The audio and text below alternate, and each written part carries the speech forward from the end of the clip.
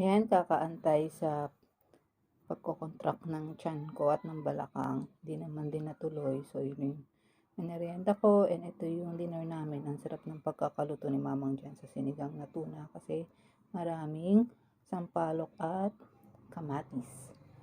Then ito, pagkagising, napansin ko yung ulap, yung langit. Napakaganda ng sikat ng araw.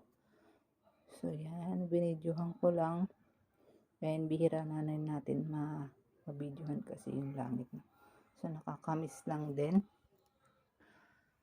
So, yan, medyo tinagalan ko yung pagkuha. And binuksan ko pa yung bintana. Kasi, kita na yung madumi na yung bintana dyan sa bandang labas. So, yan, no, napaka-peaceful ng langit. And, naglakad na ako niyan. Nakaalis na si Dad.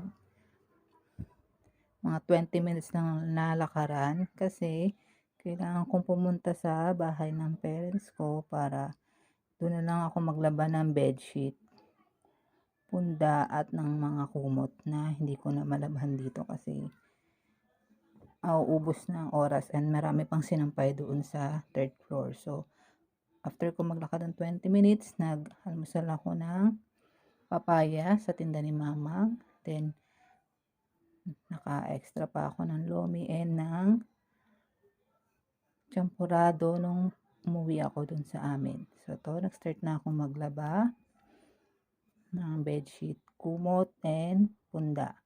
Para mapalitan ko na rin yung mga punda and bedsheet dito sa kwarto namin ni Dad. So, ito, naglakad ako dahil bibili ako ng lutong ulam.